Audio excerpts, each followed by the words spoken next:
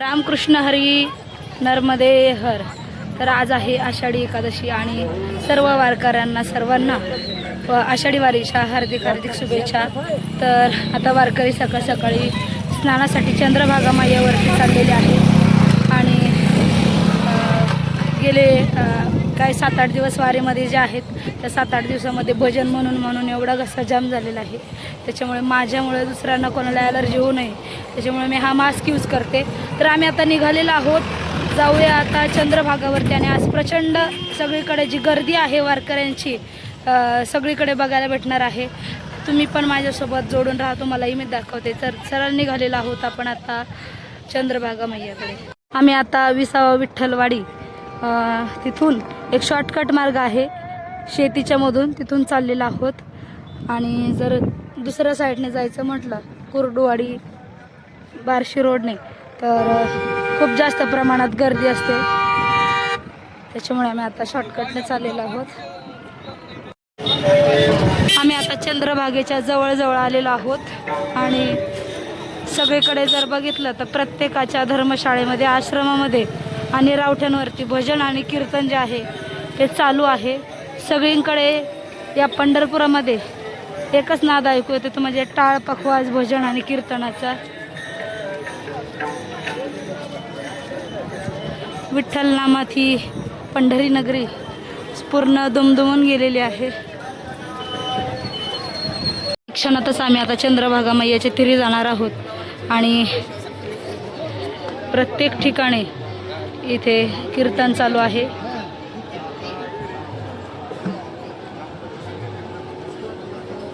आम्ही आता चंद्रभागा मैयाकडे आलेलो आहोत आणि जिथे बघसाल तुम्ही तिकडे सगळे वारकरी आहेत, स्नान करतायत. आणि पलीकडचं जर पूल बघितला प्रचंड गर्दी इथे.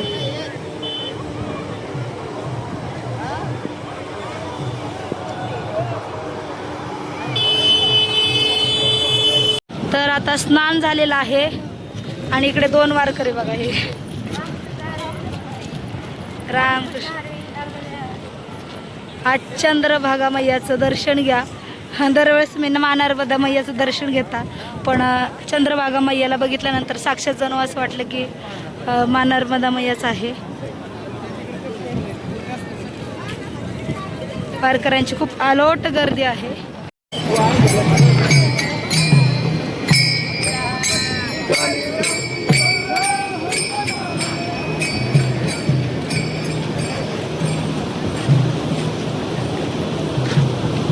आणि आज अन्नदान सुरू आहे वारकऱ्यांसाठी. ज्या ज्या ठिकाणी बघल त्या ठिकाणी केळी वाटप, साबुदाणा खिचडी आणि राजगिरा लाडू यांचं वाटप चालू आहे. आणि वारकरी ते आनंदाने त्याचा प्रसाद जो आहे तो आनंदाने घेत आहेत.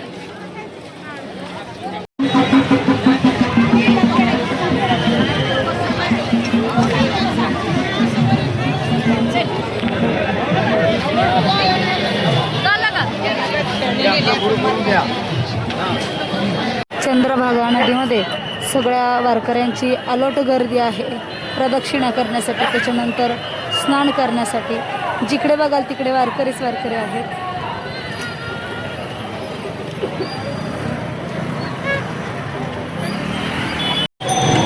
जिकडे बघाल तिकडे वारकरी आहेत. आणि सगळी ही पंढरी नगरी टाळ मृदुंगाच्या गजरामध्ये आज दुमदुमून गेलेली आहे. आणि आज इतकं आमचं अहोभाग्य आहे, वाटलंही नव्हतं आज कलशाचं दर्शन होईल. तुम्हा सर्वांनाही कलशाचं दर्शन झालेलं आहे. पुंडलिकरायांचं मंदिर.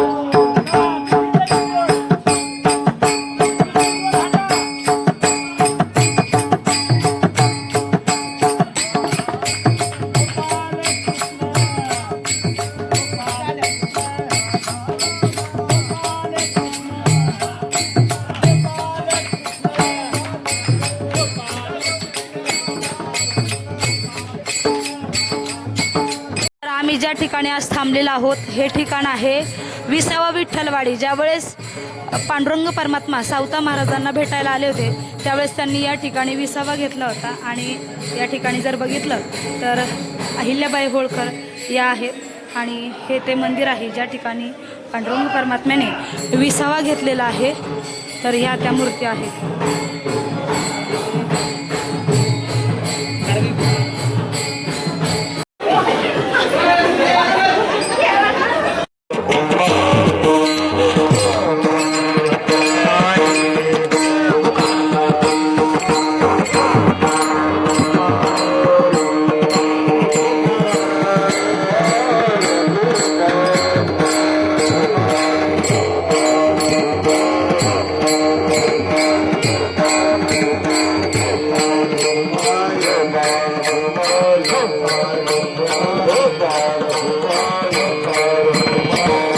जयंती सोहळ्याच्या निमित्ताने आजचा हा 8वा दिवस आहे आणि दिवसभर आज आपण उपासना करत असतो. दिवसभर सुद्धा सगळ्या अन्नदाते हे अन्नदात्याने दानाच्या माध्यमामधून फुल फलाची पाकळी आपल्याला या ठिकाणी हरिविठ्ठल श्री ज्ञानदेव पंढरीनाथ भगवान की जय.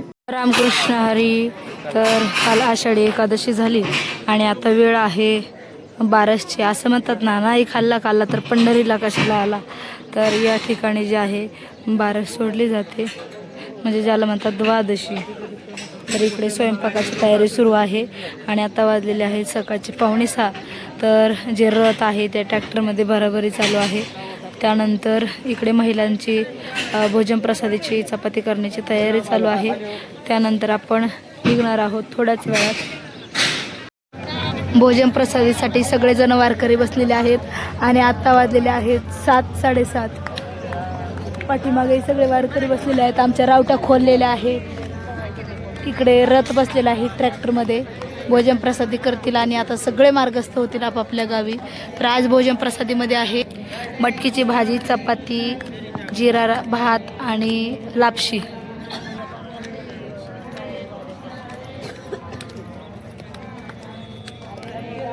भाविक भक्त आहेत तर एसटी मधून परतीच्या प्रवासाला जाणाऱ्या वारकऱ्यांसाठी अन्नदान करतायत. खिचडी भाजी आहे ते बसमध्ये बसलेल्या वारकऱ्यांना वाटप सुरू आहे. तर आम्ही सगळ्यांनी द्वादशी म्हणजेच 12 सोडली आणि निघालेलो आहोत आता घराच्या दिशेने. तर अभंग असा आहे, कन्या सासुराशी जाये मागे परतोनी पाहे तैसे झाले माझ्या जीवा केव्हा भेटशी केशवा. आणि आता ह्या वर्षी इतकं मनसोक्त दर्शन झालं म्हणजे दर्शन घ्यायचंच नव्हतं आम्हाला. म्हणजे दरवर्षी आम्हाला वारीत आल्यानंतर चरणस्पर्श घेण्याची सवय आहे, पण यंदा आई आजारी असल्यामुळे आम्ही म्हटलं आमचं एवढं स्टॅमिना नाही राहणार. कारण बारीला लागलं की 20-22 तास, कधी 10 तास, कधी 1 तासात दर्शन होतं. मग आम्ही पहिलं मुख दर्शन घेतलं सकाळी आणि त्याच्यानंतर 2 दिवस आमच्याकडे बाकी होते पंढरपूरमध्ये राहण्याचे. मग असं वाटलं की आपण ऑनलाईन प्रेझेंट दिल्यासारखं वाटलं येऊन इथे दर्शनाला गेल्यानंतर. पण जेव्हा चरणस्पर्श दर्शन झालं तेव्हा असं कुठेतरी वाटलं की काहीतरी मांडव भारा पडल्यासारखं वाटलं. मग चरणस्पर्श दर्शन झालं, समाधानही झालं आणि 3 तासात झालं याशिवाय. आणि आता 2 ते 3 वर्ष मंदिर जे आहे बांधकाम असणार आहे, त्याच्यामुळे दर्शन जे आहे ते बंद असणार आहे. त्याच्यामुळे आम्ही सगळ्यांनी व्यवस्थित असं दर्शन घेतलं आणि आता निघालेलो आहोत परतीच्या प्रवासाला. तर चला हा ब्लॉग मी इथंच थांबवते. तर हा पूर्ण वारीचे 2-3 ब्लॉग तुम्हाला कसे वाटले, व्हिडिओ आवडला असेल तर व्हिडिओला लाईक शेअर कमेंट करा. आणि इथून पुढे आता तुम्हाला नर्मदा परिक्रमाचे व्हिडिओ बघायला भेटतील. नर्मदे हर.